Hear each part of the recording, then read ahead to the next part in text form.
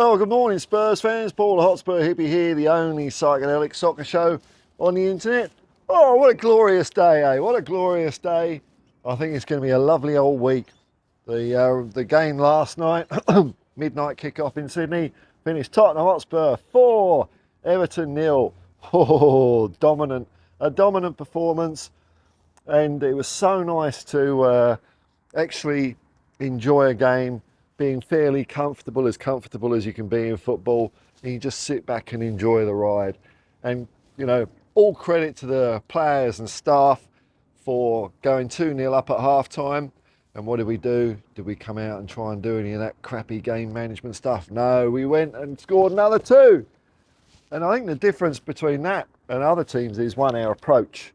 We don't muck around. We keep playing football till the whistle goes. And you can see that even though I suspect when the dust has settled, maybe this transfer window might get mixed reviews, in its primary objective, making the team and squad better, it seems to be paying off quite nicely, because we could bring on substitutes in the second half that could keep that momentum going.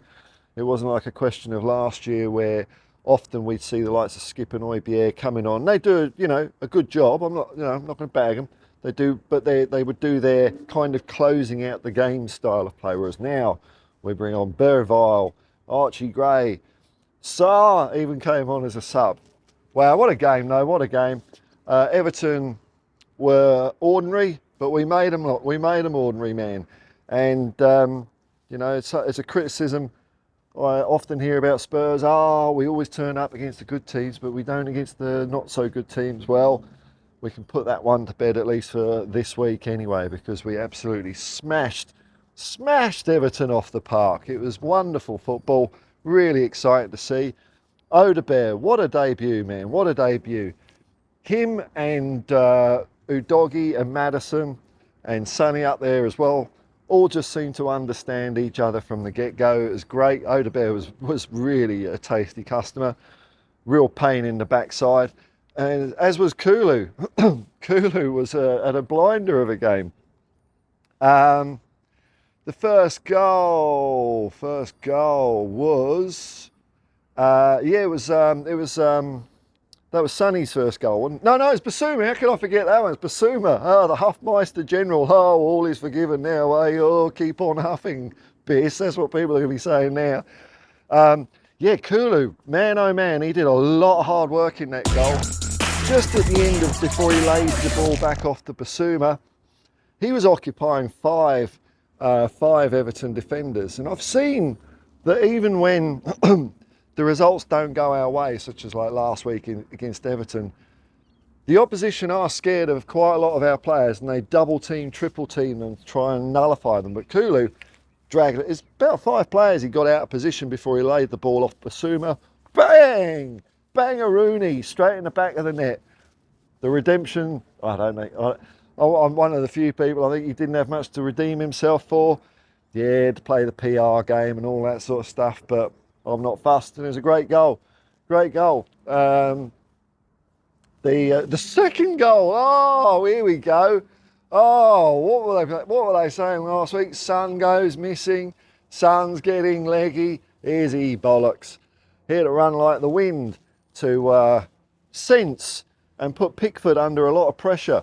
Pickford stuffed it up. Pickford didn't have a bad game, actually. He's got skinny legs, though.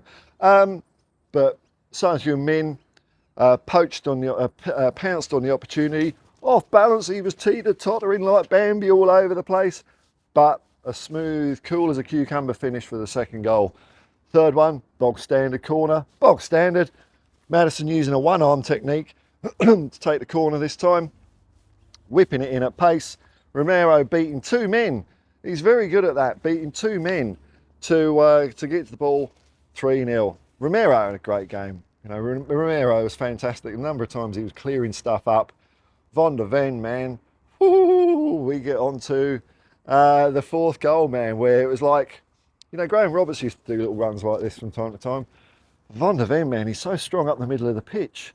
He could play. It's funny how a guy like that, with his physique and his speed and his skill, has opted to play as a central defender. I mean, he's great at it. He's great at it, but we're lucky to have him in the team. A blazing run up the middle. No one was getting anywhere near him. And this was after his first half scare where his knee bent backwards the wrong way, which scared the crap out of me when I saw it. There was enough of an angle there to imply that ain't right. But a couple of minutes, off he goes, doopy-doopy-doo, runs up the middle of the pitch, lays it off for Son. Son, again, still had work to do, man. Pickford was coming out. It was a tight angle. Pickford was making himself big. Sonny, though, his timing is exquisite.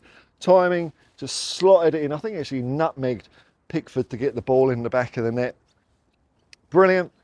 We got 2 goals, then we got 3, then we got 4. That's what I want to see at Tottenham. It was exciting. It was an exciting game to watch. Vicario had to make a couple of saves. Back forward destiny was great. Porro almost had a goal as well. Romero, oh God, the number of perfectly timed tackles that kid's doing now to get us out of trouble.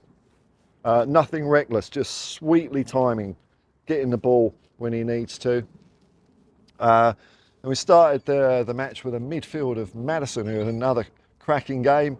Basuma, the Huffmeister General, and who was the third one? Kulu. It was Kulu, wasn't it? Yeah, it was Kulu. Kulu. Yeah, they all had good games, man. All good games. Can't complain there at all. Maddison's looking spicy again. Spicy. Let's hope that.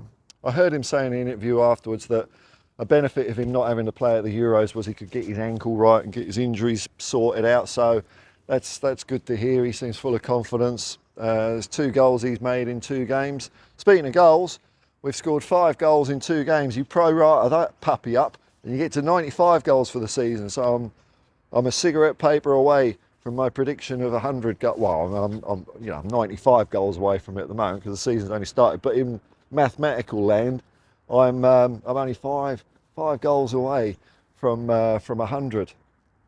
As far as the Dreamo meter goes, it will still have us lying on 63 points.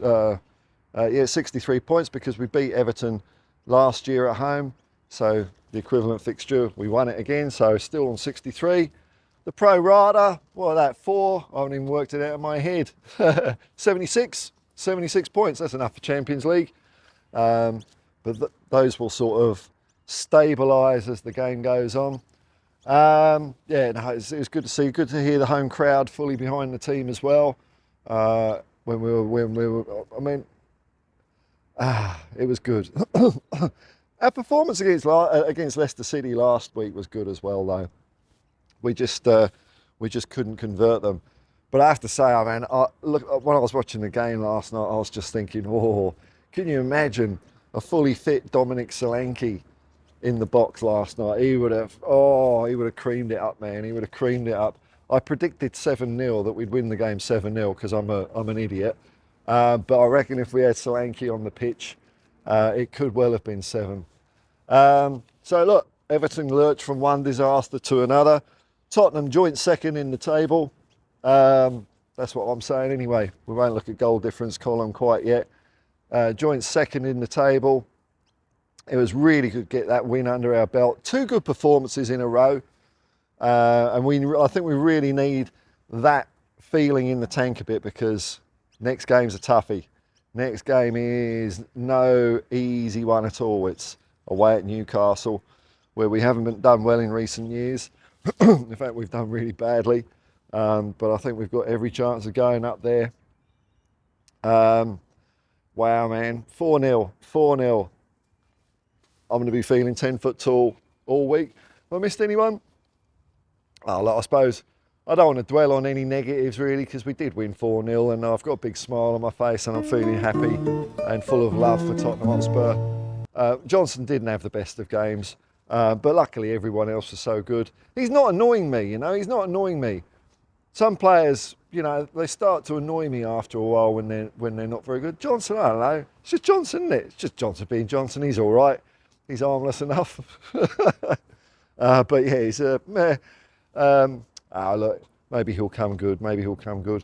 Or maybe he won't start next week. We'll find out what happens there. But very positive from Odebear, Sonny, We look dangerous up there. We look dangerous up at their end of the pitch. And our pressing, man, like the second goal where Son nicked it off Pickford. For all the people are saying Ange is naive and we're going to get found out, well, I don't know. I don't know what games of football they're watching. The idea is to get the ball in their half of the pitch, keep it there. If they get it, win it back, and then we start an attack and we're already up there. And it seems to work pretty well. I've got a sneaky suspicion that Ange Postecoglou does actually know what he's talking about and is crafting us a fine team that is preparing itself for a little bit of success. Whether that will come this year or not, I don't know. But just take it one game at a time. The quad is still on. The quad is still on. Earlier in the game, I watched a comedy effort by Man United. That was so funny. They threw the game away. It's brilliant. But Tottenham are riding high, man. Tottenham are riding high. 2 games, 4 points. It's not a bad start. It's not a bad start. You keep your eyes on little old Tottenham Hotspur, and we're not might surprise you. Look, looking at the reactions from fans that are not Tottenham fans, they're all saying we're playing good stuff. We're playing good stuff. We've made some good signings. Seems to be some of our own fans don't want to come to the table on that yet. But give it half a season and they'll have no choice. And we'll be one big, happy Tottenham Hotspur-shaped family cheering on the mighty Lily Whites. Have I missed anything? Goals, goals, goals. Boo, boo, boo, boo, boo. Backwards knee. Ange Postecoglou looked like he'd... I don't know. He looked like me. He looked like a bit of a hobo in the first half with an anorak on. It was pissing down with rain. Not ideal conditions, but then it dried up in the second half, and he looked smashing. Anyway, well done, Tottenham Hotspur. Well done, all the coach and staff, and well done the fans for singing the boys up loud and proud. Until next time, peace and love, man. Peace and love, and come on, you Spurs.